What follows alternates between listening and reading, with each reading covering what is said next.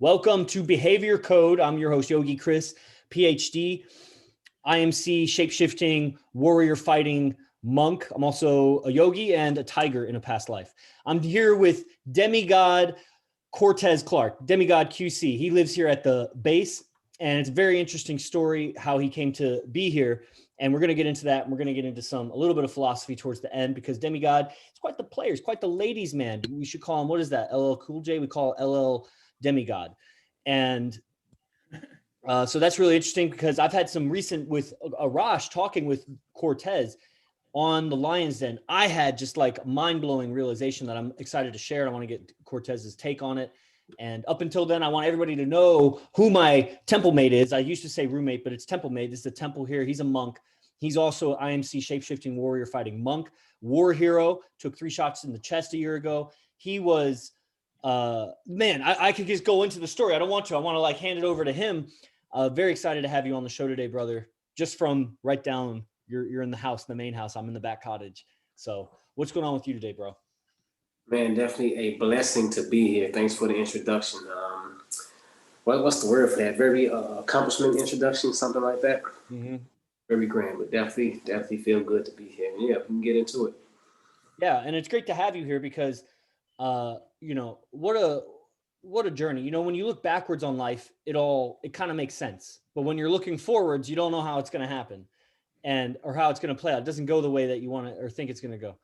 And so originally, Brian Casella and Jordan Susi were going to be staying at the base. This idea of a base project, downtown Los Angeles is what it was originally going to be. And then it became Project San Jose, but then we didn't want to use the word project. So it's a base.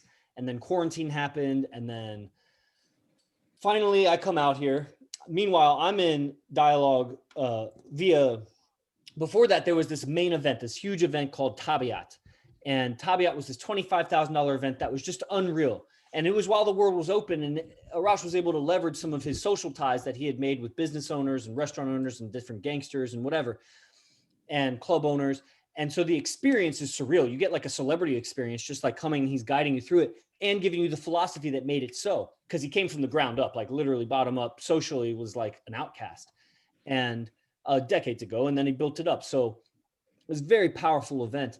I'm hitting up Demigod. I'm touring around the US teaching yoga, and my side hustle is to get guys to go to this event, because if I get a guy to go, I can go for free. So I kept going to all these Tabiat events because I wanted to. And so I'm hitting up Demigod and I'm pushing him, man. I'm like, come on, sell your car, sell your house, like fucking sell your soul, come to this event. And he's like, man, I got to go to war. I'm getting like, you know, deployed. I think he's like trying to like work around it. It didn't happen. He goes deployed. He lives on a ship for like 15 months or something. And meanwhile, I developed this like newsletter where I'm taking notes. Now guys get the notes, but that was not always a thing. Like people don't take notes like I take notes on lectures. And then they definitely don't distribute it, but most people, they'll write it down. They don't even type it. And so I start sending out the no fucks notes. This is early days. It was a no fucks podcast, really powerful notes, especially since it's like it was like a free Zoom call like this. It was a free podcast, but they're so good. And I hear from Demigod at some point. I had never met Demigod. I thought I was going to meet him. I actually teach yoga in Memphis, and he doesn't come by. He's too cool for yoga or something. I don't know. He's probably working or something. What happened that day? You remember? Man, I don't remember, but I definitely remember you coming by. Mm-hmm. And it's possible that I had caught a double shift that day or something, because I was looking forward to you coming. Oh man, I wasn't going to do yoga, but I was going to watch. Right. Oh, okay. Well, anyway, so there was a little teaser there. I thought I was going to meet him. So I still hadn't met him. I just know a picture, his posts, and a lot of communication. And, you know, at some point he like replies on an email and says like, you know, I love these notes. Like, I think I keep messaging him and he doesn't really have reception. So he'll get back to me like every two weeks later or something, and say, you know, basically something about the notes. Like I don't have reception to watch the lectures, but the notes I can read. And that's been like awesome, because, you know, I don't have access to the lectures. Anybody that's on these lectures, it starts to free you up from the paradigm of the world. And then you got to really build it up in your consciousness, or the world will pull you right back into its drama. until you build up a critical mass that you can like, or a threshold of knowledge that then you can kind of take it from there. But you'll always kind of still need to tap into the lineage. It's the lineage that, pulls us along. So I appreciated that. And because I wasn't the no fucks notes. I mean, I didn't make any money, and I was just doing it because I'm getting more and more involved with IMC. Meanwhile, I'm doing my yoga and whatever. So the quarantine happens and yoga ends basically. I mean, I'm teaching online, but whatever. And so I really go full-fledged into like these boot camps and getting people signed up for this. I'm expanding my communication lines, prospecting, like finding people. Meanwhile, shadow banning is happening. So that's an added flavor. Out of nowhere, Quartez, I see he's back. He comes back for more. So obviously I just condensed the whole story. What was that like for you? I'll pick it up because basically right when you got back, you came to a boot camp. So I'll pick it up from there. But like, what was it like for you that whole period? How did you I know you were married and, something, she's no longer with us and, so she's still your wife, I guess. Or I don't know how you talk about her, but that's, it seems right. And then you came across AZD somehow. And then like a year or two later, you're deployed and then you're deployed for a year watching No Fucks Notes. Can you take us through what that was like for you? So the marriage thing was like a while back. But I do remember the whole no fucks thing and the deployment. Mm-hmm. So when I went on a deployment, like you said, limited connection, like very limited, just anything with the outside world. Yeah. And when we did have connection to even reach out, it was for a couple of days. So being in that environment, after like so long, maybe 3 months, that's when it started to hit you. And then we had everything going on with Russia. We had everything going on with Iran. And unfortunately, not everybody has to be out there. But my particular unit, we were the squad that was out there in that area dealing with it at that time. Mm-hmm. So we was going through that. And man, it was just like no signs of us coming back home, like at all. For months, like you said, about 15 months. So just going through that, you start to just first off being in that environment, it starts to break you down if you like don't have something like to keep you mentally tough. Yeah. To keep going strong, because it's only so much you can do when you're like fucking just trapped in a cell, really, like a tiny. Really. Shit. And when I got the connection, somehow, I don't know, your emails, they was either my spam box or my social box, whatever it is, and I clicked on them, and it was the no fucks lecture. And when I had connection, I used to just screenshot them. If I was on my phone, if it was on a computer, and the computers were like just fucking old school computers, I used to take picture of them. Yeah. Because I didn't have time to sit there and read them, so I'm just going through them all, trying to find your name. I'm like starring it to let Google know that, hey, Yogi Chris's emails are important. Those are the ones I want to see first. Yeah. Whenever I get a chance, and just having those lectures and those notes, it kept me mentally strong. And because like the wisdom of Arash, it's just the study sensei, they know. So just having that with me, it just kept me strong and mentally tough during those times. And when I didn't have it, because I didn't have the emails for a while, I went back through my own personal journal of everything I started to learn from Sensei since day one. And that was like back in 2018. My journal was like a year or two just full of notes and things I wrote down. So I went back 2 times. I even just read some books, Art of War, even the Mystery Method, read that over. Yeah. And just a couple of things. And then the notes, because the notes were up to date. Yes. Everything like old. And I felt like that I was falling behind in IMC. I'm like, man, everybody's out there and I'm going for like a year. I'm like, when I come back, I'm gonna be far behind everyone. Right.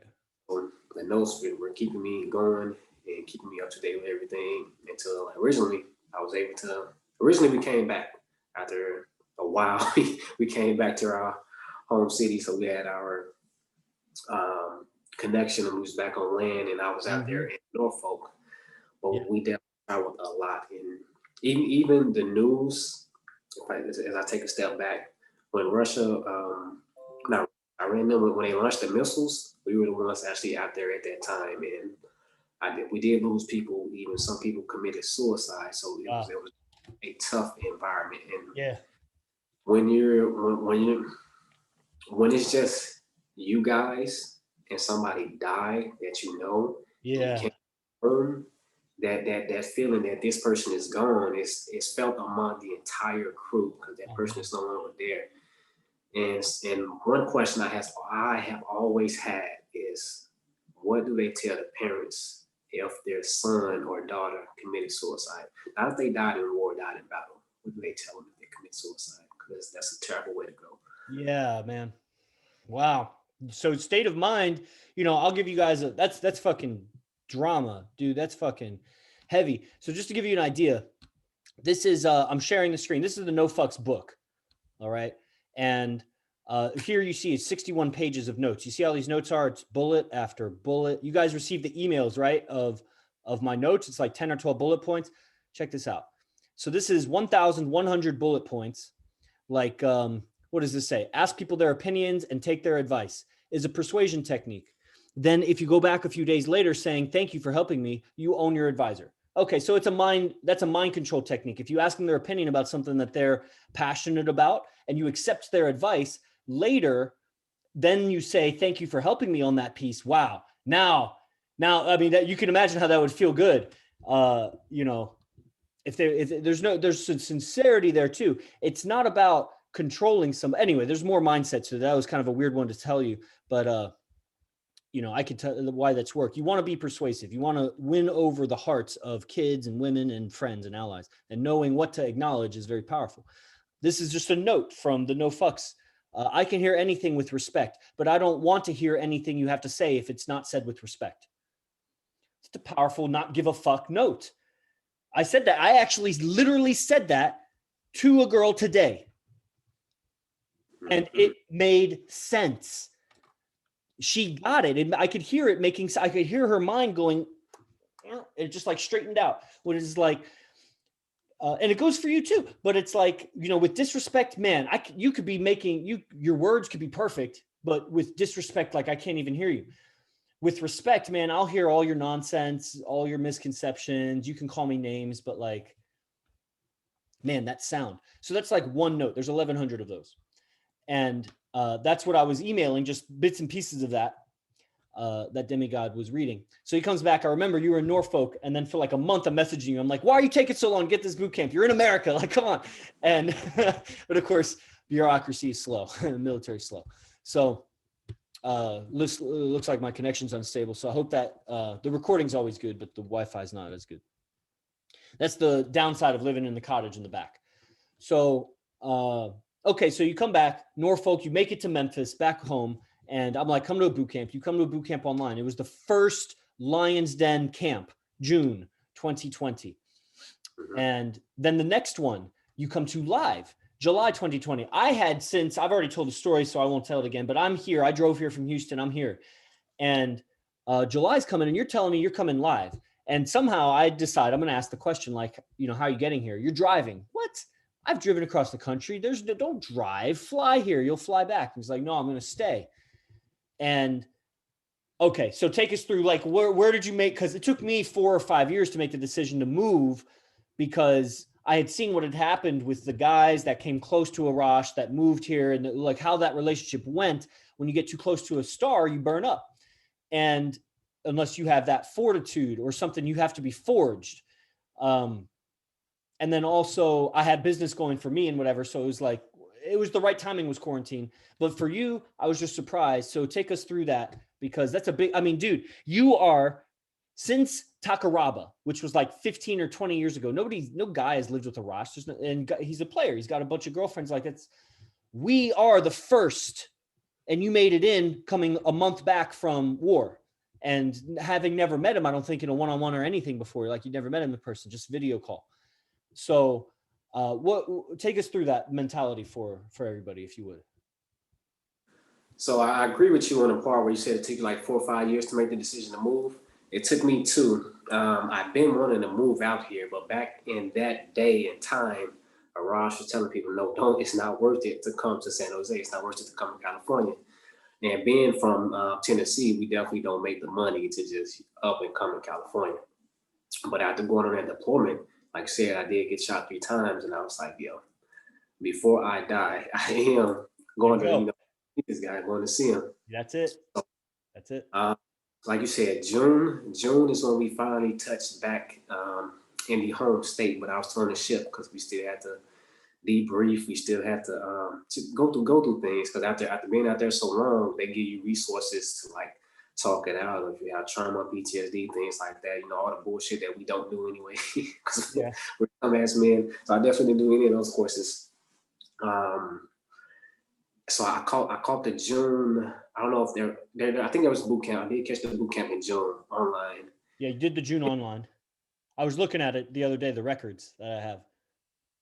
So you came to Yeah. June online, and then you came to July live, which was the end of the month. So sometime between the end of June and the end of July, you packed all your stuff up in a car and drove out here. I And knew I was coming. huh? The only reason I waited till July is because I didn't want to just get back to my home city and not spend time with my family. So it's like, yo, I'm gonna be here for like 30 days, and after that, I'm going to Cali, and there's like nothing going to stop me. That And makes that, that makes for some really good family time. yeah, because I didn't want to, because everybody missed me. I didn't want to just come back. Oh, I'm going to Cali. So I was like, That's let me true. spend a little time with them. You didn't lose all your social calibration overseas. True. You know what I'm saying? Like some people, they come back rough, man. I mean, I think one of the reasons why we vibe is because I was raised by Army Ranger, an airborne ranger who's a military officer from West Point, who was raised by a military officer who was a 2-war veteran, Purple Heart, and whatever, and on. I'm like the lineage of Lieutenant Dan. Like I tell people, it's like my dad's like Lieutenant Dan. I am if Lieutenant Dan had a son, but I decided not to go in the military at the last minute. And so then fast forward 14 years later, and here I am, and then Demigod's here, and like I resonate with it.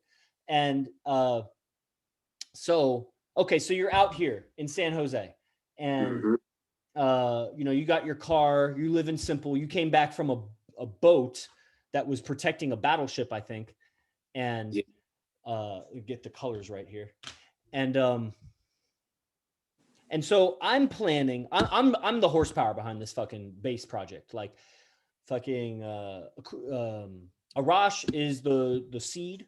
He planted the seed, the idea of the opportunity, and I had been fermenting it for 6 months and recruiting people and casting people. Funny enough, I casted Michael Moynard, who has since dropped off the process. Who knows where he's found God and now he's dropped off the process. And whatever. Maybe he'll come back. I don't know. There was a guy a while ago that came to the first love spell that also was born again and now is not coming around. And it happens to people, I guess.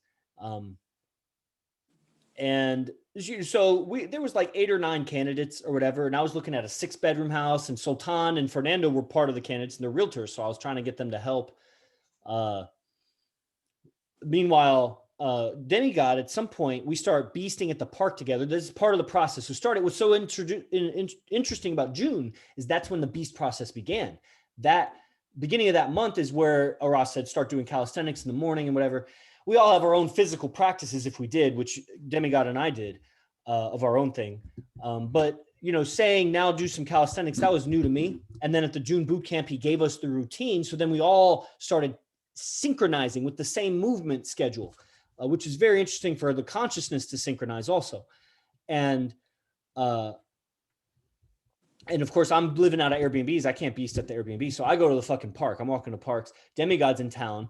I don't know people in town. I'm trying to meet girls on like apps and whatever because I just moved here and everything's closed. And what the fuck? I've never done business yoga. I never taught yoga in San Jose. So on the East Coast, I know people in different places. San Jose, I don't.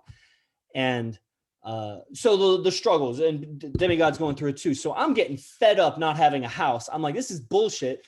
I got a PhD 4 years earlier and I haven't lived anywhere for 4 years, just to Airbnb and everywhere. I'm ready for a fucking house. So I get on the fucking Google, I think it was actually. I'd look up an address, any houses for rent, boom, pow, that one, go there, look at it. It's okay. It's good enough. I say, let's get this one. I seduce Arash into living with us again because he had since said, I don't want to live with you guys anymore because too many people, it's not happening, whatever his reasons were. Jordan's out, BC's out, Demigod's in. We're not finding any 5 bedrooms. So just go for a 4-bedroom. I'll do my own thing. You guys do your own thing. And I'm like, I just moved out here to live with you. Like, now, if I'm going to live, I'll make it work if I'm not living with you because that's great. I'm still in your fucking city and I'm going to make this work. It's going to be super dope.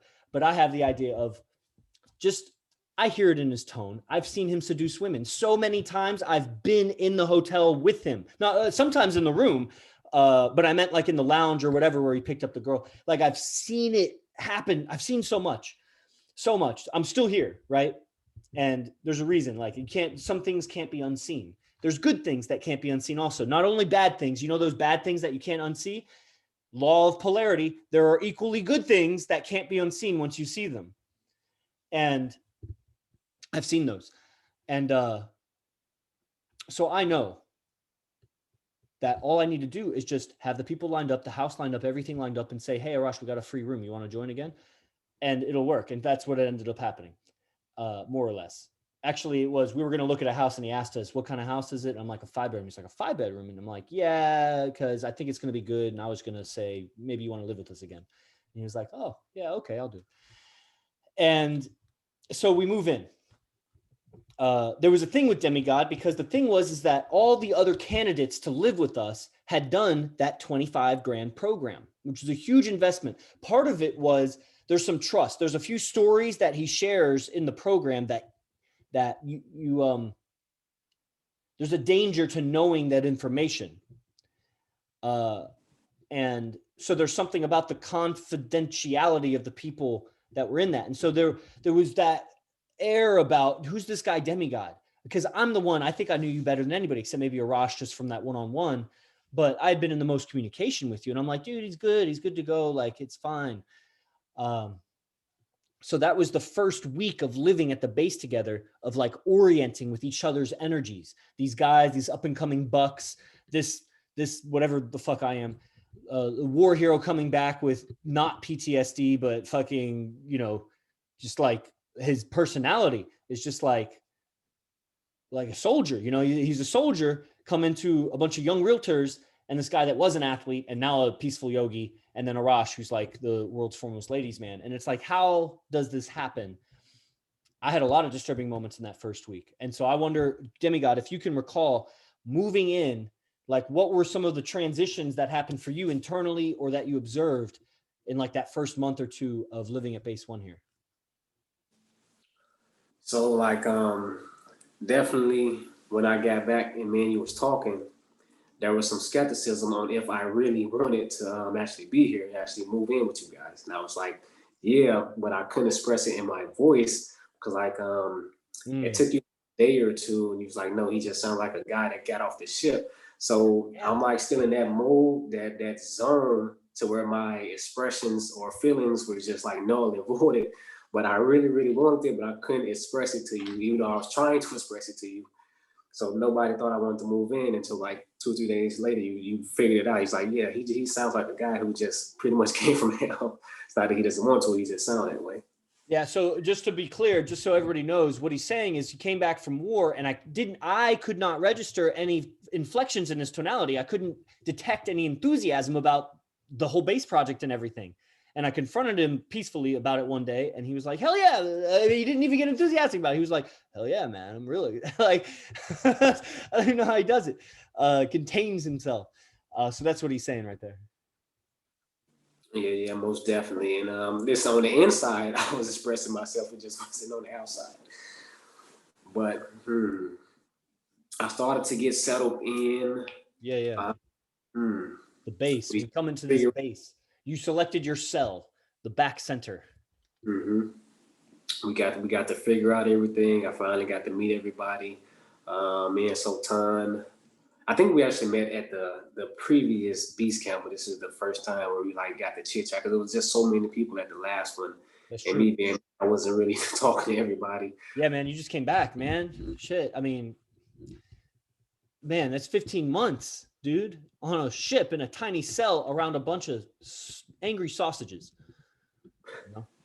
Like, but the people that I didn't talk to, those are the people that really didn't make it, that's not here with us today. Mostly everybody that I talk to, they're still here. So I just have that sense about people that I see, and that's why I don't really mess with a lot of people or ask them to put in their time, because I don't. What do you mean? What are you saying when you're saying that most of the people I talk to, they're still here, or they're not here? So like Jose, he was at the beast camp. Eric Tyler, even though he's dealing with something, he was at the beast camp. Who else did I connect with? I see. You connect with the long haul people. Connected with, yeah, because I can see it in them. Even Asian, like those people I connected with, they're still here. That's interesting. with, they're not here anymore. So That's interesting because I don't have that. I connect with guys, but I connect with the guys that drop off too. So it's weird. I think I just connect with all of them, and you're just because I'm the one that's pulling them all in. I think I connect with all of them. I always get offended when a guy doesn't want to come to another camp, which is rare. If he doesn't want to come to a camp, it's because he drops out of lines. Then he's got his own shit. Because sometimes, man, it's difficult. Now, the beasting routine isn't difficult. It's just life is difficult sometimes internally. And I want to quit for like half a day.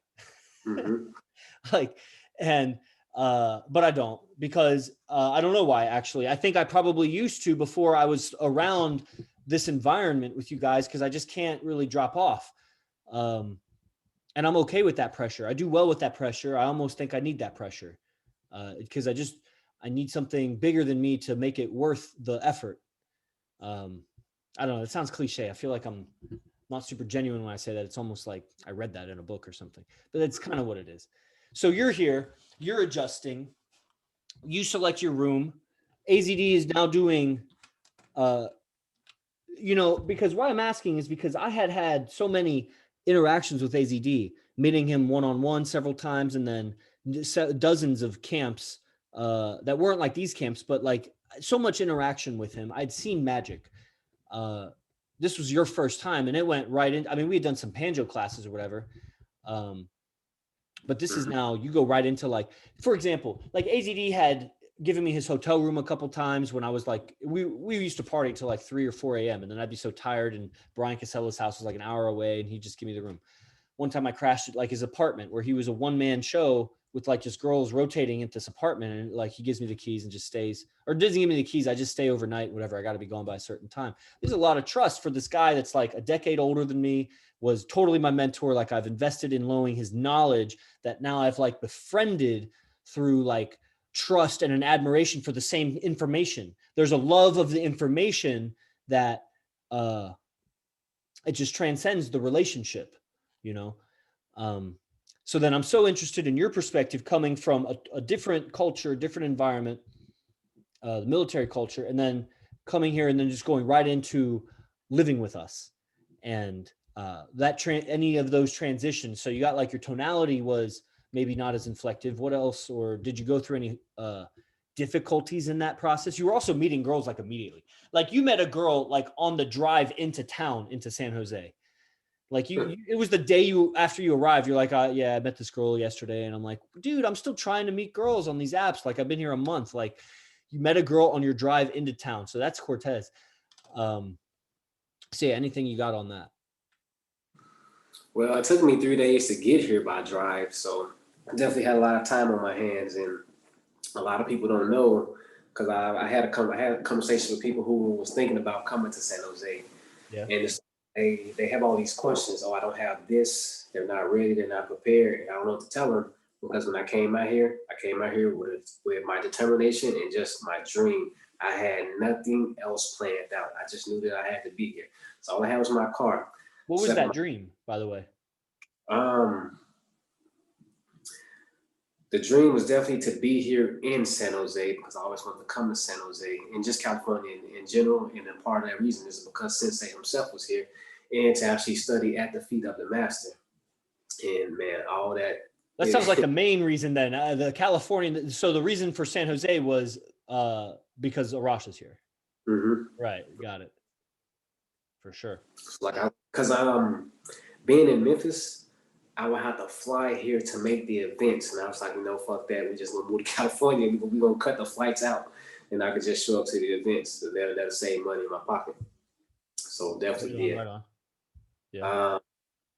Not gonna lie, I forgot the question, so I just continued going that. Yeah, the transition into living with at the time, I guess we were beasts. We hadn't been anointed yet, like with beads, and like told that we had made that a sufficient transformation to be considered as such. But so at the time, we were just like IMC guys, and we move in, and then we get our beads, we do a camp, we're teaching. Like was there, or maybe it wasn't for you. Did you notice that there was adjustment to live with the guys? Because what we have is a bunch of guys. We got Beasts on right now and Lions Den guys. Andrew Valencia's in the Lions Den. Daniel Willis probably maybe would have his beads if he came live to a boot camp, but he's in New Zealand, so he can't get his beads. I don't know. Arash is about to do a very special video about the transition to Beast Phase 2 that I'll be giving to the Beast Phase 1 beasts. But it's not known who all them are. The beaded monks are, but then there are foreigners that can't make it to a camp. They can't get their beads. So who of them? I'll go over the list with AZD. Daniel Willis, I don't know, maybe gets it. Kyle Kramer, new guy on Lion's Den right there. And Marcello, new guy on Lion's Den. Pyro, Beast. Raul, Oracle, Beast. Troy Abreu, Beast. And, why am I saying that? So you came in, we're moved in, we start doing these camps, and man, I forget why the fuck I'm talking about that. For me, though, there was like a lot of change. Like I went through all these change. Oh, that's why I was saying it, because we're starting bases. These guys are going to start bases. And so they're going to go through this. I haven't lived with guys since I was in my early 20s, like roommates in college, and it didn't go well every time. I did many times. And I mean, there were good times, obviously. There were great times. But man, my lack of communication and awareness and, negative habits, whatever, we're all just reflecting our parents onto each other as young, whatever. So it's just like, it doesn't work out. And so I had a bad flavor in my mouth about living with guys like that. And I actually live much more successfully with girls, probably because they just, whatever, for whatever reasons. So I'm real interested if that was any kind of, if there were any adjustments you had to make in yourself to make that work. So moving here and actually sharing the temple and the rooms and just rooming with you guys, I didn't have to make any adjustments at all. After all, I came from a fucking shipload of dicks, and that's true. You were okay. So there you go. I hadn't put that together. That makes sense. Actually, makes a lot of sense. This was a walk in the park. However, I had to make the internal shift in myself to kind of just get back into the normal life of things and just. Yeah. Just being free, because yeah, when you come back, when you go, you literally give up your freedom to fight for the freedom of this country. So the irony there is painful. Yeah. So when I came back, even though I was here, the freedom in me was still missing, and it took me like a month or two to get that freedom feeling back. Wow. So I work on that within myself and actually connect with you guys. I don't think I was able to connect because of that entire piece of me was missing. Do you remember any moments that like the connection started to happen? When Sensei started like teaching us a lot of shit, I mean, the nature, when he just started connecting with us and connecting nature into our life and things like that. That's what I'm talking about. That was like that first 1 week to 1 month time of living here. Mm-hmm. That shit was disturbing for me, actually. That's so interesting. Wow. Gotcha. Okay. Yeah, so he starts showing his rituals and how he uses his imagination and communing with nature. Mm-hmm. You see, oh man. All right, take us through that. What was that like? Magical to say the least. But it definitely let me know that, let's see, what's the correct word here, that there are guys like me, and that it's like really my family. This is where I belong, because I guess people like to look for their niche and find their community. I was like, this is it right here, and just being in awe that again I'm at the foot of the master, and this is something I always wanted. So, man, and so when you started going through those routines, and that started. Or routine is such a weird, lame word, really. It's mundane. Like those rituals and, his understandings of nature. And then, so now we're here. Now we're at the base. We're up. We're like fall time of 2020. We're also very, very pro-Trump. So the election's coming up, and we're like outspoken here with like Trump signs everywhere around the house. We're getting security cameras. We're still getting fucking security cameras whenever the fuck they're going to get in. We ordered them in October. So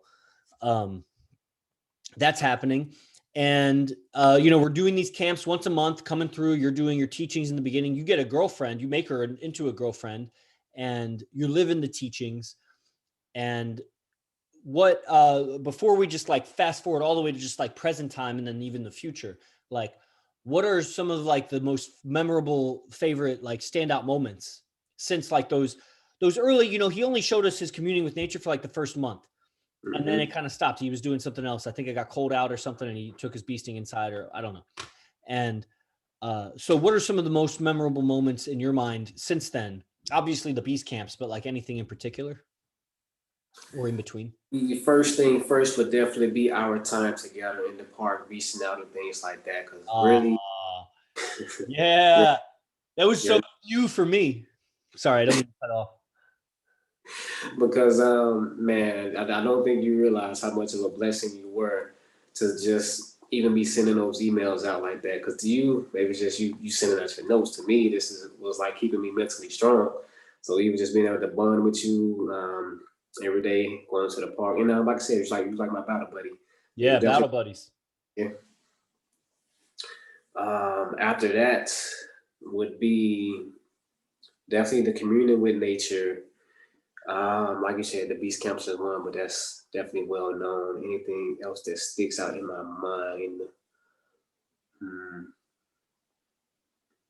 Kind of, because a lot of people don't know this because they don't get to see it, but literally just seeing the proof that Sensei lives his philosophy. We get to see the things that don't get recorded and how he deal with the girls, the arguments. Like we get to see almost everything. Of course, we don't get to see everything, but even those moments that people just they would have to see it to believe it. Seriously, man, it's too tight. It's too tight. Friend and student, she was visiting me, and she says something like, I realized how not busy I was, hanging around with you, because there's just no time to just like stop what I'm doing and just be with you. I mean, there are moments of that, and I mean, if you're watching a movie, I'm fucking checking messages because things back up and then money stales and it just kind of fizzles out. Once the fire goes out, it takes more effort to light it up again than to just keep it burning. And that's the life of an entrepreneur like this. And that's what I feel times 10 around Arash, because it's so orderly and it's on to the next, but at the same time, it's so organically flexible to handle things as they need to come up. So I can miss out on something if I need to, but if it's not pressing, I got the next thing to move on to. And it's like that. And there's a consistency. So, we got these tattoos, these matching tattoos, right? Now, I was resentful because I wanted mine first, but I sent, because so it's this thing. I'll go ahead and show it. It's this seal, right? It's the coat of arms of the beast, or the beast philosophy, beast method. There he's got it on his arm there. His arm is as big as my chest, just so you know how buff Quartez is. And actually, Nico said he was going to get it. So I messaged him and I'm like, hey, you already said you're going to get it. Did you get it yet? Because I want to get it, but I don't want you to think I'm copying you. While I'm having that conversation with Nico, Quartez goes ahead and gets it. And truth be told, I'm glad he did, because he found a good artist, even though he ended up kind of cheating one of my housemates a little bit. So we don't do business with him, but he's a good artist. And, and then, so it was good because I didn't know how it was going to turn out and whatever. And so we got those matching tattoos. So that's really dope. And well, I don't know what more to say on the recap of it. I mean, I've had so many memorable moments here, man. Just so many. When the guys are opening up about the guy trauma they've had, that was fucking huge for me. I was eye-opened because for 8 months I'm fucking talking about human trafficking around the world and the elite pedophile rings. And then these guys start opening up and I'm like, what the fuck, dude? This is fucked. Like, now I'm twice as angry and twice as dedicated and twice as like passionate about pro-Trump and all this stuff. And more compassionate towards men and women, So, there's so many moments, so many things cherished, right? Gratitude and huge memento mori, because that idea of like, I got to meet Arash in this lifetime. And if there's an opportunity to live near him, live with him, live the life with him, go out with him, this and that, because that wasn't my first thought. My first thought was just come for a one-on-one. So I paid whatever I paid. I flew out here overnight. I went out with him the night, and the next day I learned from him all day, one-on-one. And that was enough for me. What I saw the night before, and then what I learned the next day, because I came with my list of questions. I hope I find those notes one day, because I still got that. And I was just a nuclear bomb, just needed things rearranged in there. I'm ready. I'm a weapon, mass seduction. Ooh, that's a good one. I'm a weapon of mass seduction. Hey, weapon of mass destruction, right? But I had many iterations over the years of just like amazement, and living here, it doesn't cease. You know, it just keeps going, and very powerful. The future, I don't know where it's going to go. I don't know if we renew the lease. Obviously, I'd be down for that. Move into a bigger place, more guys. I think the best model is really people just start bases. Or like a huge, I mean, I don't know if we could get like a 10 or 20 bedroom kind of thing going on, how practical that would be. Maybe it is. We'd be outside of town. I don't know. You know, so I wanted to talk about this realization I had, but I don't know a good segue into it. So I'm just curious about, like, do you think about the future, or like how are you arranging your life and your relationships, you know, your business or whatever, like with a mind, with an awareness of like what you got going on right now with Arash and the IMC family? So the people that know me, they know that I say I'm going to be the future disciple of Sensei. Mm-hmm. So his teachings, his wisdom is everything that I plan to teach and pass on myself, and from my own perspective and how it has helped me. So that is exactly what I plan to do in the future, because eventually he will not be here in this lifetime. So somebody will have to carry that torch. And I know there are a lot of guys who feel the same way, but that's definitely my path, because he has helped change my life tremendously. Helped me become more truthful, more ethical, and things like that. And one of the recent tattoos I got, see if we can see it here, is this here, and it's the Sky of Neos. And I asked him when I first heard the story of the Sky of Neos, is how can I earn that tattoo? Because that was the first tattoo that he had that changed my life, because it had awakened me to be a better person. And he had told me that I had already earned it. So after that, I just had to figure out when I would actually get the tattoo, and now I have it. I'm very proud to wear it and continue to just uphold the ethics and morals that I can learn from him. And I also want to help people. The three core values of life, which is health, wealth, and relationships. So I'm trying to make enough money and just teach people how I'm making money. Relationships, learn from the master himself. So I want to give the knowledge, the wisdom, and my experience on how it has helped me, so I can help others with their relationship. And it all starts with being truthful, and then with health, wealth, health. I'm doing NASM right now, that way I could be certified everywhere worldwide. Tongue twister for my son. Yeah. But so I can be just recognized everywhere worldwide, and I'll be able to help my brothers in IMC Nation actually get fit and not charge them so much. Because right now, just being partnered with my coaches, I have to charge a certain amount, or the amount that we agree on in the contracts, so that they get paid. And then the other half of the money, I pay the sensei for giving me this platform. But once I actually get it myself, I can do things my way. Yeah. Brothers out for less. Yeah. So Demigod is super fit, and you know, knows a lot about that, and he's getting certified in a prestigious and exclusive and not even super famous method. Maybe it is, but it's kind of like the IMC, where it's like it's quality. Quality that comes out of it, and he's getting that, and he'll be a personal trainer. He wants to be exclusively for the IMC family as it grows. So he's nestling himself in that position. He's going to be the 4-star general of fitness, you know, advisor to the president of IMC, you know, until the end, also part of that lineage. It's awesome. And I wanted to share this realization with all of the IMC family and everybody that's here. And I also want that to be a, almost like a bonus, because I think the show, it doesn't fit in with the everything we've talked about, even though it's inspired by what you talked about in Lions Den. I'm going to put it off recording so that people come live. If you're listening to this, then you're catching the recording. I mean, you're live, but if you're listening to this recording later, subscribe and follow whatever channel you're on, and you should be here live so that you get to hear the answer to this thing that I think is going to be really good. Actually, it might not be. So I'm building it up. If it's let down, then that will also not be recorded. So then that's probably why I'm doing it, actually, to protect there. So Look forward to seeing everybody every Tuesday. Behavior code until it changes. I mean, right now it's I announced that and then it changes, and the recording always says it was Tuesday. So right now it's Tuesdays at 5 Pacific. And Demigod, you got anything for, I mean, everybody here is in the Lion's Den. Cat is in Silent Flute. A lot of these guys are beasts. Some of these guys are new that, you know, they haven't come to a camp. Maybe they just found them through YouTube, Instagram, got on Lion's Den. I think your whole story up until now has been just so inspirational. I think it speaks for itself, really. But are there any last words in case they're going to drop off when I end the recording, like that you would want them to hear? I'm committed, because if you're going to talk to me, if you want to have anything to do with me, like I say, I see through the bullshit, and I'm kind of able to figure out who's going to be here for the long run. And I have been right so far on who's dropped out and who's still here.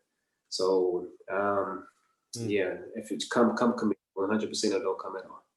Right on. And when you join the Telegram group, when you join Lion's Den, Quartez is one of the coaches. And there's 3 that are beast coaches. Troy Abreu is also here, and Nico. But Demigod, he's got that flavor, you know, so that's his flavor. We got, you know, Nico is like that. He's like that. I don't know what the fuck Nico is. He's like some kind of immigrant prisoner. He seems like he'd be in a Romanian prison or something. And then Troy, who's just like so hospitable. He's like Dominican, and he's like, you can't resist his charms. And then there's Demigod, who's like hella loyal, dedicated. And if you're not hella loyal, dedicated, like that's what he's looking at. He's looking for that. Everybody has that, but he's looking for that. That's like, if we were aiming for a target, that's his target. And so that's real cool. So obviously everybody should get on the Lion's Den, or if you're a girl, get on the Silent Flute. That's what I do. And we'll see you all in the next recording. Guys, if you're still on, stay on, and we'll do this little talk if you want to hear it. All right. Os.